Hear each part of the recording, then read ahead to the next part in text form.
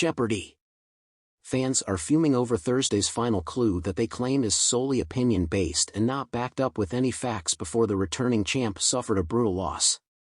Viewers were also quick to call out host Ken Jennings' pronunciation of the correct final Jeopardy!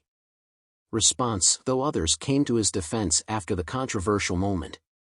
On today's episode of the beloved game show, returning champion Stevie Ruiz was hoping to extend his two-day winning streak into 3, securing him a coveted spot in the Tournament of Champions. The assistant front office manager from Montauk, New York had already scored impressive winnings of $35,987. He was playing against Lisa Dillio, a business support analyst from Garwood, New Jersey, and Dave Bond, a retired grant writer from West Henrietta, New York. Host Ken, 50, revealed the first batch of clues in the Jeopardy!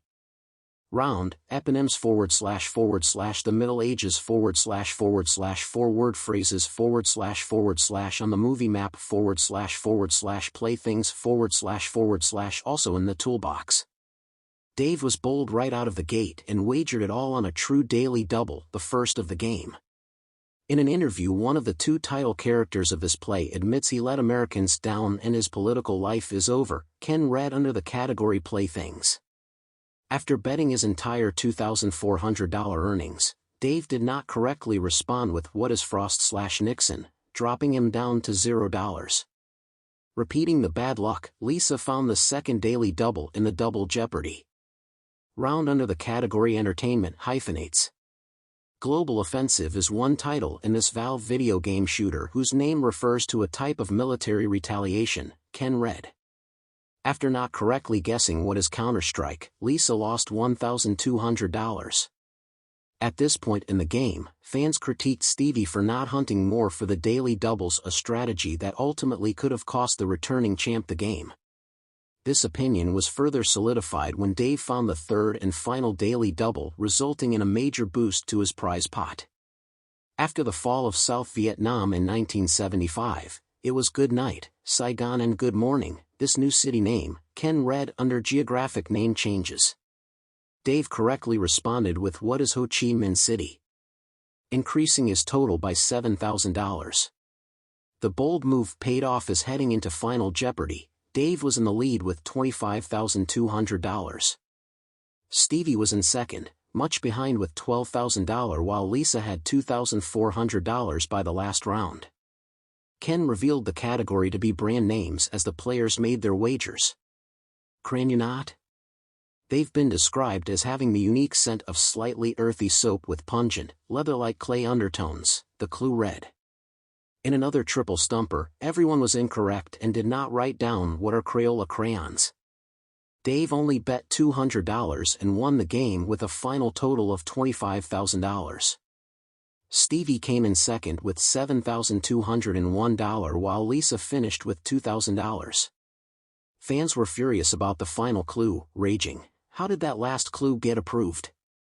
It was word salad and completely biased and opinion-based. There's no way anyone would have known that. I'd be livid if I was a contestant." Another wrote they were judging the writers, adding, "They have to attribute the quoted description in the FJ clue to some source, rather than just have the host give it after the fact." A third suggested, "Really weak FJ. No factual information to go on, just someone else's description of a subjective sensory experience." Boo.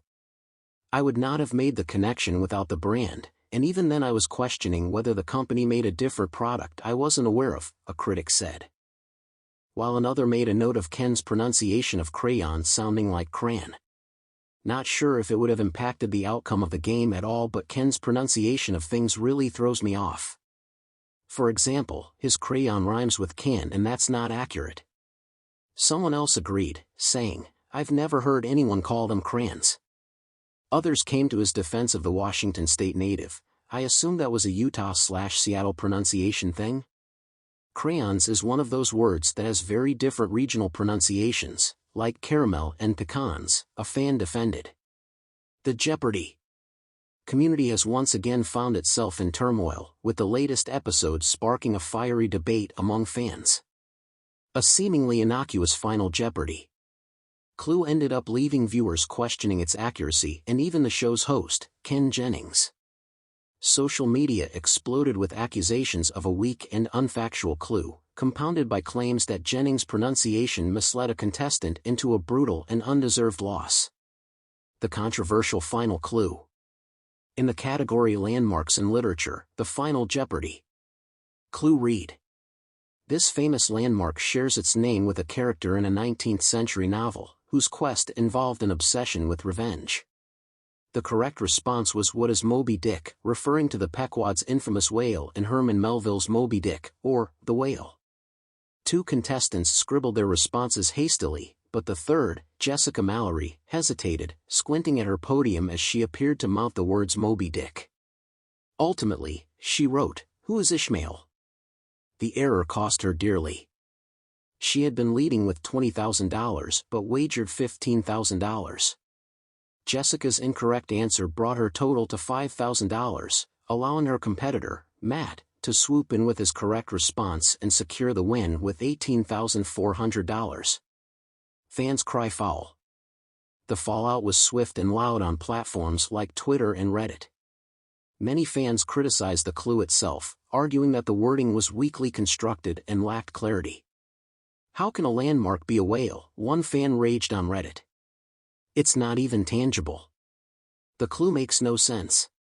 Others pointed out that Moby Dick, as a literary symbol, doesn't exactly qualify as a landmark by traditional standards.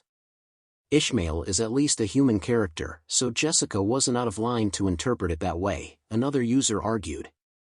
Adding fuel to the fire, some fans pointed to Ken Jennings' pronunciation of the phrase landmark during the reading of the clue. Critics claimed his intonation was misleading, emphasizing mark in a way that suggested something physical rather than metaphorical. Ken's delivery was off, one viewer tweeted. Jessica was probably thrown by the way he said landmark. It's a shame because she clearly knew the material. Ken Jennings under fire. Jennings, who has mostly received praise for his transition into hosting duties after Alex Trebek's passing, faced heavy criticism for the perceived error. Fans accused him of failing to enunciate properly, with some even suggesting that his hosting style contributed to Jessica's defeat. Ken Jennings is supposed to uphold the integrity of Jeopardy!, a longtime fan wrote on Facebook. If the contestants are getting tripped up because of how he reads the clues, he's not doing his job. Others defended Jennings, pointing out that contestants are responsible for understanding the clue as written, regardless of delivery. Ken's pronunciation wasn't perfect, but blaming him entirely is a stretch, said one commenter. This was more about the clue being poorly written than anything else.